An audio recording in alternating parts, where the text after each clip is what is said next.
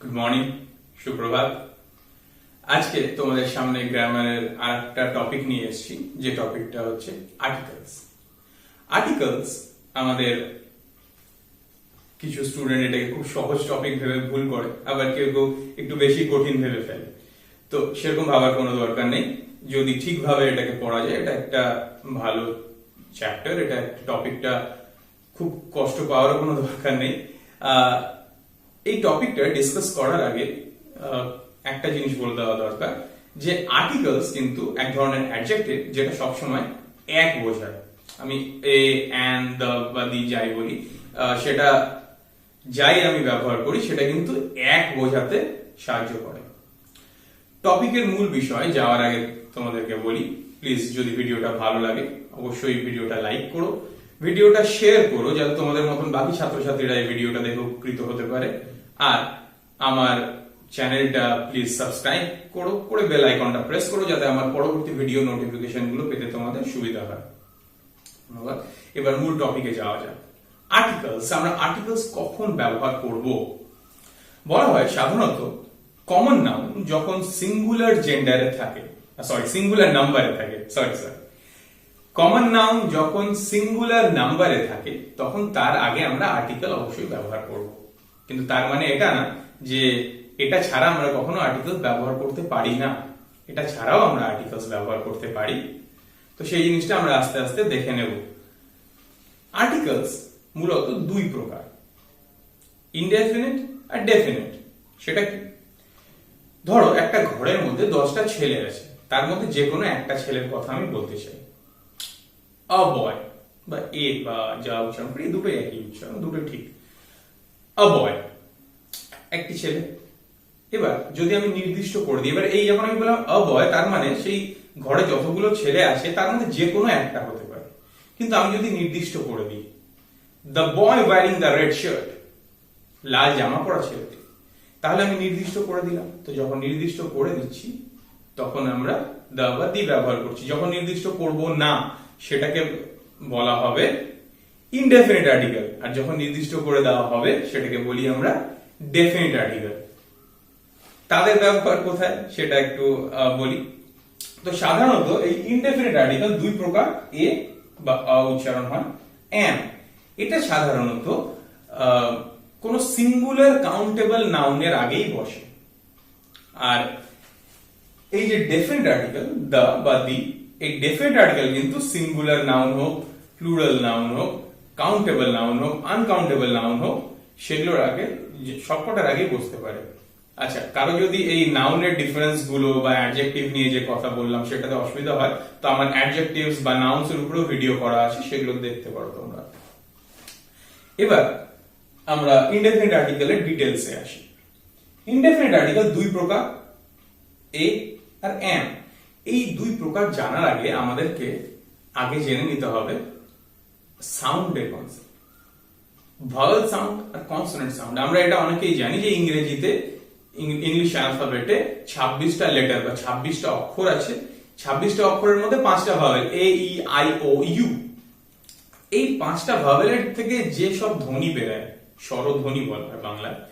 তো এই ধ্বনিগুলো কিন্তু আমরা ভাওয়েল সাউন্ড বলে থাকি। সেগুলো কি কি? এ, আ, আ, আ, এ, ই, ও, উ, আই। আর বলি এ, অ, আ, এ, ই, ও, উ, আই। এই এতগুলো হচ্ছে আমাদের স্বরধ্বনি।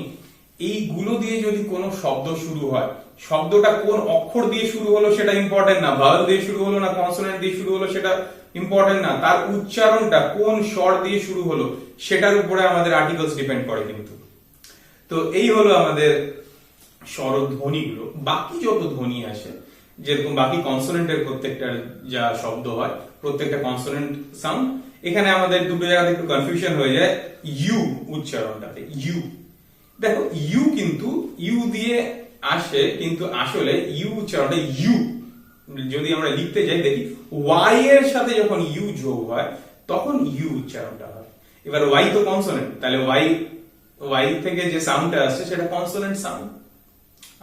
আচ্ছা, ওয়াই অনেক সময় শেষে যখন বসে তখন ই উচ্চারণ হয়, শেষের কথা বলছি না, শব্দের শুরুতে। তো তাই জন্য সেই সাউন্ডটাকে কিন্তু আমরা কনসোনেন্ট সাউন্ড হিসাবে ধরি, তাই জন্য তার আগে আমরা এন না বসিয়ে এ বসাবো। আচ্ছা, সেটা পরে বলছি। আরেকটা সাউন্ড আছে যেটা হচ্ছে ওয়া। ওয়া সাউন্ডটা ডাব্লিউ দিয়ে আসে। এবার ডাব্লিউ একটা নিচে কনসোনেন্ট, তাহলে ডাব্লিউর সাউন্ডও কিন্তু কনসোনেন্ট সাউন্ড। এবার ফিরে আসি, যখন কোন শব্দ ভাওয়েল সাউন্ড দিয়ে শুরু হবে তখন তার আগে আমরা বসাবো অ্যান। উদাহরণ দিয়ে বলি, অ্যান অ্যাপল। অ্যাপল এটা তো কোনো এমনি কোনো সমস্যা নেই, কারণ তার শুরুই হচ্ছে এ দিয়ে, এ এমনি কনসোনেন্ট, সরি এ এমনি ভাওয়েল, তাই জন্য ভাওয়েল আর ভাওয়েল সাউন্ডই আসছে অ্যা, তাই জন্য অ্যান অ্যাপল। একইভাবে যদি এরকম থাকে an honest man, but honest শুরু হচ্ছে এইচ দিয়ে, যেটা একটা কনসোনেন্ট, কিন্তু তার উচ্চারণটা কিন্তু হচ্ছে না, এইচটা সাইলেন্ট, তাহলে উচ্চারণটা কি হচ্ছে অনেস্ট ম্যান। অ, অ আমার কনসোনেন্ট, তাহলে সরি অ আমার ভাওয়েল সাউন্ড, তাই জন্য যেহেতু অ আমার ভাওয়েল সাউন্ড তাই জন্য আগে অ্যান বসছে। এরপরে আরেকটা উদাহরণ দিই, M A. I have an M A degree. M consonant, কিন্তু উচ্চারণটা তো কনসোনেন্ট হচ্ছে না, উচ্চারণটা হচ্ছে এম, এ ম এম, এ, এ আমার ভাওয়েল সাউন্ড, তাই জন্য অ্যান এম এ ডিগ্রি। বোঝা গেল? এরকম ভাবে যদি কনসোনেন্ট সাউন্ড দিয়ে কোনো শব্দ শুরু হয় তাহলে তার আগে এ বসবে বা আ বলি আমরা। আ বয়, বয়, বা কনসোনেন্ট সাউন্ড, তাই জন্য আ বয়। A 1 rupee note. I saw a 1 rupee note fallen on the ground. 1 ওয়া, ওয়া কি দিয়ে হয় উচ্চারণটা আসলে ডাব্লিউ, ডাব্লিউর উচ্চারণ, যদিও এখানে ও আছে কিন্তু এটা কনসোনেন্ট সাউন্ড, তাই জন্য ওয়া, তাই আগে এ বসবে। একইভাবে ইউ বললাম, আ ইউনিকর্ন, আ ইউরোপিয়ান ম্যান, আগে এ বসছে, যদিও শুরু হচ্ছে ইউ দিয়ে বা ই দিয়ে, ইউরোপিয়ানে ই দিয়ে, কিন্তু উচ্চারণটা যেহেতু ইউ, যেটা ওয়াই এর উচ্চারণ, তাই জন্য আমরা সেখানে আগে এ বসাচ্ছি। কোনো সমস্যা থাকলে অবশ্যই কমেন্ট বক্সে লিখবে। এরপরে আমাদের ডেফিনিট আর্টিকেল, যখন নির্দিষ্ট করে দেওয়া হবে কোনো কিছুকে তখন আমরা তাকে ডেফিনিট আর্টিকেল বলি। এই ডেফিনিট আর্টিকেল লেখার ক্ষেত্রে তো দা বা দি দুটোই একই, কিন্তু বলার ক্ষেত্রে দা আর দি দুটো কিন্তু আলাদা। কখন দা বলবো কখন দি বলবো এর কিন্তু নিয়ম আছে, এটা না যে আমি যখন ইচ্ছা দা বা আমি সবসময় দা বলবো, আমি সবসময় দি বলবো, তা না, কিন্তু এটা নির্দিষ্ট নিয়ম আছে কিছু, সেটা নিয়ে পরে একটা ভিডিও বানাবো আমি, আগামী দিনে সেটা নিয়ে একটা ভিডিও বানাবো, তোমরা আশা করি ভালো লাগবে সেটা তোমাদের।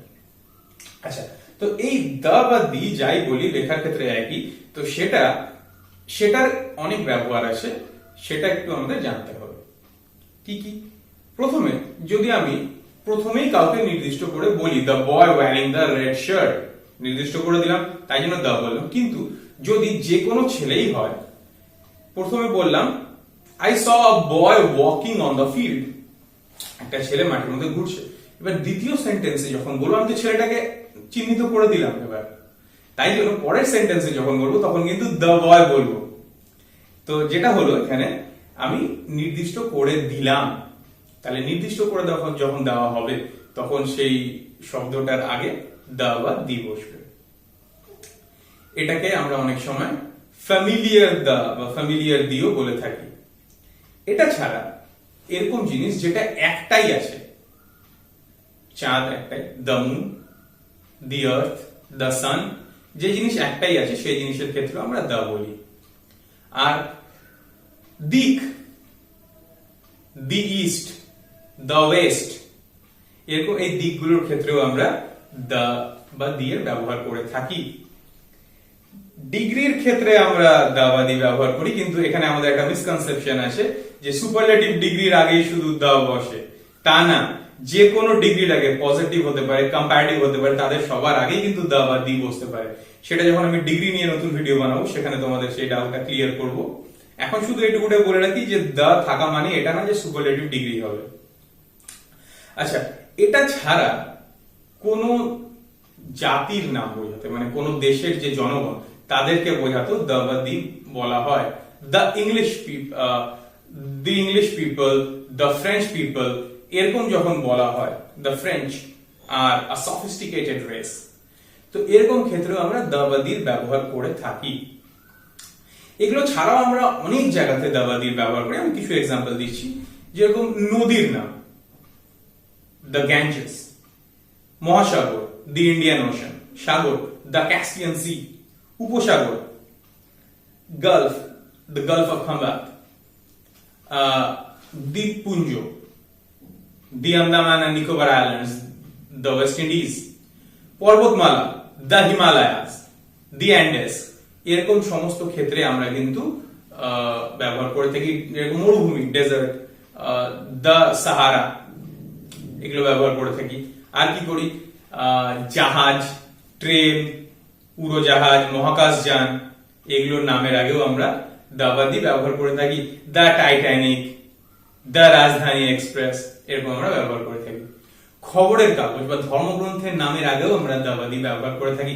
দি Anandabazar Patrika, the Deccan Heralds, the Ramayana, the Quran, the holy Bible, আমরা এই জিনিসটা ব্যবহার করে থাকি। কখনো কোন দেশের নাম যদি প্লুরাল হয় তখন দি নেদারল্যান্ডস, এরকম করি। আবার যদি কোনো একটা দেশ অনেকগুলো ছোট ছোট দেশ মিলে তৈরি হয়,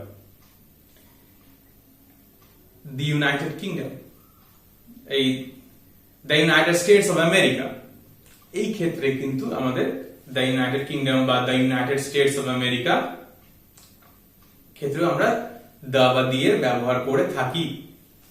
এরপরে আমরা যখন কোনো একটা সিঙ্গুলার কমন নাউনের আগে দ্য বা দি ব্যবহার করি, তখন আমরা সেই সম্পূর্ণ জাতি বা প্রজাতিটাকে বোঝাই। ধরো একটা উদাহরণ দিয়ে বোঝাই, the cow is a very useful animal. The cow, এখানে কিন্তু আমি একটা কোনো গরুকে নির্দিষ্ট করলাম না, সম্পূর্ণ গরুর যে প্রজাতি তাকে বললাম যে এই the cow is a very useful animal. গরুর যে পুরো প্রজাতিটা সেটাই কিন্তু প্রচন্ড আমাদের কাজে আসে। তো আমাদের দা বা দির এই হলো সহজ ব্যবহার। এছাড়াও আরো কিছু ক্ষেত্রে এটার ব্যবহার হয়ে থাকে, আমি জাস্ট বেসিক জায়গাগুলো আলোচনা করলাম। তো আমাদের এ এম যেটা কি ইনডেফিনিট আর্টিকেল, দা বা দি যেটা ডেফিনিট আর্টিকেল, সেগুলোর ব্যবহার নিয়ে আমরা আলোচনা করলাম। এরপরে আমাদের আরো একটা পার্ট থেকে যায় যে আর্টিকেলস কখন ব্যবহার হবে না, তো সেই পার্টটা আমরা পরবর্তী ভিডিওতে আলোচনা করব। আজকের ভিডিওটা মেনলি এখানে শেষ হবে। ভিডিওটা শেষ করার আগে তোমাদেরকে একটা রিকোয়েস্ট, আর একবার প্লিজ ভিডিওটা ভালো লাগলে লাইক করো। কোনো সমস্যা যদি হয় প্লিজ এই ভিডিওটা রিলেটেড অবশ্যই, তাহলে ভিডিওটাতে কমেন্ট করো, আমি যত তাড়াতাড়ি সম্ভব উত্তর দেব। ভিডিওটা প্লিজ শেয়ার করো যাতে তোমাদের মতন অনেক ছাত্রছাত্রীরা এই ভিডিও দেখে উপকৃত হতে পারে। আর চ্যানেলটাকে সাবস্ক্রাইব করে বেল আইকনটা প্রেস করো যাতে আমার পরবর্তী ভিডিও নোটিফিকেশন পেতে পারো। ধন্যবাদ, তোমাদের দিন শুভ হোক।